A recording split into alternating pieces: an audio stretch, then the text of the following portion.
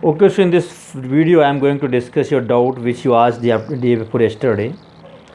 First question was this ninth question, x plus y equals to tan inverse y. Someone asked this. इसको solve करना है.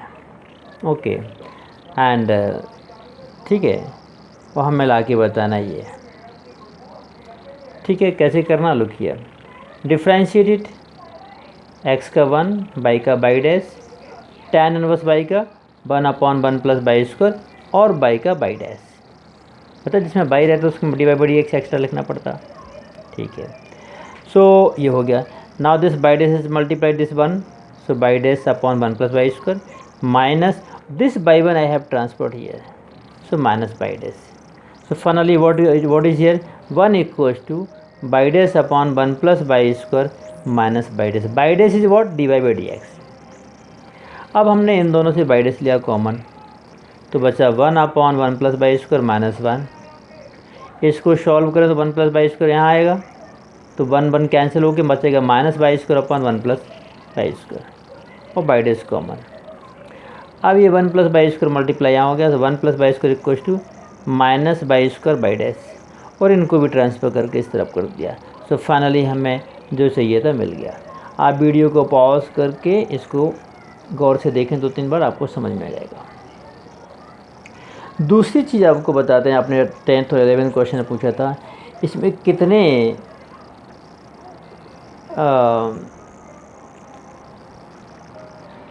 कितने parameters होंगे. Parameter means constant. इसके curve में, इसके सॉल्यूशन में कितने पैरामीटर्स होंगे, इसको हम एक तरीके से बताते हैं. Actually formation of linear equation, differential equation has been deleted. नहीं तो हमारे में था तो अगले एक्सरसाइज डिलीट हो गई है, लेकिन फिर भी हम उसको समझाते हैं थोड़ा सा 1-2 क्वेश्चन, ताकि आप पैरामीटर का मीनिंग समझें. लुक हियर, ये एक कर्व है, x square plus y square equals to a square. A square is constant, this is called parameter. अब जब हम इस कर्व का डिफरेंशियल इक्वेशन बनाएंगे तो ये पैरामीटर उसमें नहीं होना चाहिए, इनको एक्स वाई के फॉर्म में लिखना पड़ता है. सिंपली इसमें एक ही पैरामीटर हमने इसको डिफरेंशिएट किया था, तो क्या है, 2x 2 y d y by d x. यही कांस्टेंट है, इसका डिफरेंशिएशन हुआ 0. सो फाइनली बन गया d y by d x equal to 2 cancel minus y upon x. This is differential equation. अब देखना मैं आपको क्या बताने जा रहा हूँ. इसमें एक ही पैरामीटर था, तो हमें कितने बार डिफरेंशिएट करना पड़ा, एक ही बार करना पड़ा. और ये और क्या कहते हैं, इक्वेशन आ गया. ये इक्वेशन कितने डिग्री का, कितने ऑर्डर का, फर्स्ट ऑर्डर का है. मतलब इसके कर्व में कितने पैरामीटर थे, एक ही था, तो फर्स्ट ऑर्डर का है. अब हम एक और देखते हैं, y equals to a cos x plus b. इसमें 2 पैरामीटर यूज हुए, ए एंड बी. अब इन दोनों को हटाना है, हमें इस कर्व का डिफरेंशियल इक्वेशन बनाना है. देखिए एक बार हमने किया d y by d x, तो ए तो कांस्टेंट है, कॉस एक्स क्या होता है माइनस साइन, से minus sine a x plus b, x plus b का तो 1, तो ये आ गया. अब देखिए, अब हमने एक बार और डिफरेंशिएट किया, तो d square by d x square minus a और साइन एक्स का क्या हो जाएगा, कॉस एक्स प्लस बी. और अब हमने इसकी जगह पे माइनस ए कॉस एक्स प्लस बी की जगह पे क्या रख दिया, बाई. सो बन गया माइनस बाई. अब हमारा हो गया d square y upon d x square equal to minus y, means d square y upon d x square plus y equal to 0. इसका डिफरेंशियल इक्वेशन बन गया. ए और बी दोनों गायब है. यहाँ इजीली हो रहा है, अदरवाइज हमें ए और बी को निकाल कर उनकी वैल्यू रखनी पड़ती है. तो फाइनली व्हाट यू ऑब्जर्व कि इसमें 2 पैरामीटर थे, तो हमें 2 बार डिफरेंशिएट करना पड़ा, यानी सेकेंड ऑर्डर का है. यानी सेकेंड ऑर्डर का इक्वेशन है, मतलब इसके सॉल्यूशन में कितने पैरामीटर रहे होंगे, 2 रहे होंगे. अच्छा हमसे पूछा गया फोर्थ ऑर्डर का है, तो कितने पैरामीटर रहे होंगे, तो आंसर रहेगा 4 उसमें, क्योंकि 4 रहे होंगे इसलिए हमें 4 बार उसको डिफरेंशिएट करना पड़ा. ठीक है, फोर्थ ऑर्डर का डिफरेंशिएशन लेना पड़ा. एक क्वेश्चन और इस तरीके का हम बताते हैं, y equals to e to the power x a cos x plus b sine x. देखिए इसमें ए और बी 2 है, इसका डिफरेंशियल इक्वेशन बनाने के लिए हमें कम से कम 2 बार करना ही पड़ेगा. देखिए कैसे, पहले एक बार किया y d y by d x, product formula चलेगा e to the power x a cos x का minus sine x, b sine x का कॉस एक्स, प्लस अब ये जो करते हो और ई एक्स का ई एक्स ही रहा। तो फाइनली इसको तो हम वापस क्या लिख सकते हैं, बाई, यहाँ लिख दिया हमने बाई, और ये बाई हमने ट्रांसफ़र कर दिया इस तरफ। So d y by d x minus by, अब बच गया ये।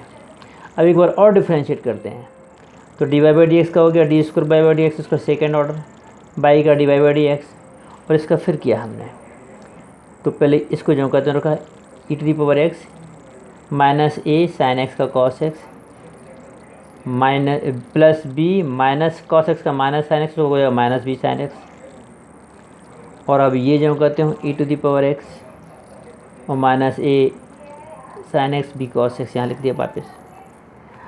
अब क्या हुआ, हमने यहाँ पे क्या किया, इससे माइनस साइन कॉमन ले लें तो ये बन जाएगा प्लस, तो यहाँ से यहाँ तक का हिस्सा देखिए वापस क्या है, बाई है, तो यहाँ लिख देंगे बाई, ठीक है, ये पूरा बाई।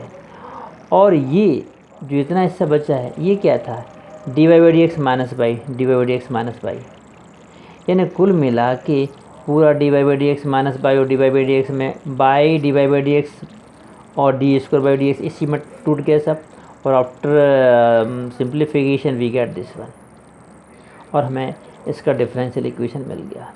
मीन्स इसका डिफरेंशियल इक्वेशन निकालने के लिए हमें दो बार डेरिवेशन करना पड़ा, बिकॉज टू पैरामीटर्स इसमें थे। तो सेकेंड ऑर्डर का इक्वेशन है, मतलब इसके सॉल्यूशन में टू पैरामीटर्स हैं। थर्ड ऑर्डर का यदि कोई इक्वेशन है तो उसके सॉल्यूशन में थ्री पैरामीटर्स रहे होंगे, इसलिए हमारे उस क्वेश्चन का आंसर है 4 डी क्वेश्चन, जो भी आंसर आ रहा है उसमें, और जो आपने भेजा था मुझे वापस देखना पड़ेगा, उसका आंसर है 4th डिग्री के में कितने पैरामीटर्स रहे होंगे, 4 रहे होंगे। 11 में बोल रहे हैं कि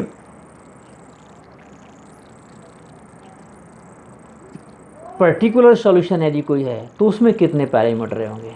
यदि पर्टिकुलर सॉल्यूशन है तो पर्टिकुलर सॉल्यूशन में तो सी की हम वैल्यू निकाल देते हैं, हमने आपको कल एक क्वेश्चन बताया था, करने के पहले अभी हम करके बताएंगे। तो पर्टिकुलर सॉल्यूशन में तो एक्स और वाई की वैल्यू निकाल के हम उसकी की वैल्यू निकाल के सी रख देते हैं, तो पैरामीटर्स क्या हो जाता है, ख़त्म हो जाता है, इसीलिए उसका आंसर आ रहा है 0। पर्टिकुलर सॉल्यूशन में क्या कहते हैं, पैरामीटर्स 0 रहेंगे, और 4th डिग्री के इक्वेशन में इक्वेशन के कर्व में 4 पैरामीटर्स रहे होंगे। तो वो दोनों आपका, मेरे पास बुक नहीं है, ठीक है, तो 11 और 12, 11 और 10 और 11 का आंसर 10 का है। फिर से मैं बोल देता हूँ, स्टेटमेंट था कि 4th डिग्री का कोई इक्वेशन है तो उसके सॉल्यूशन में कितने पैरामीटर्स थे या रहे होंगे, तो आंसर हो जाएगा 4। देखो ऐसे ये 2 डिग्री का है तो इसके कर्व में कितने थे, 2 पैरामीटर्स थे, 1 डिग्री की में 1 था, और तीसरा एक और ऑप्शन है, एक और मल्टीपल चॉइस MCQ दिया है, उसमें लिखा है पर्टिकुलर सॉल्यूशन है, तो पर्टिकुलर सॉल्यूशन में तो कांस्टेंट होते नहीं, पैरामीटर होते नहीं, उसमें तो सी की वैल्यू निकाल के हम रख देते हैं, जैसे अगले वीडियो में हम कुछ क्वेश्चन करने जा रहे हैं। ओके, सो ये वीडियोस हो गया, हम एक दो क्वेश्चन और कर रहे हैं अगले वीडियो में, और दैट एक्सरसाइज आपको कंप्लीट करनी है इसको। इसके बाद एक एक्सरसाइज है formation of linear equation, differential equation, that has been deleted, वो अभी पोर्शन हटा दिया गया, इसलिए हम उसको छोड़ेंगे, सीधे इस पे आ गए हैं, ठीक है, इसके पहले सॉरी निकल गई है वो, हम इस पे आ गए हैं। Okay, thank you.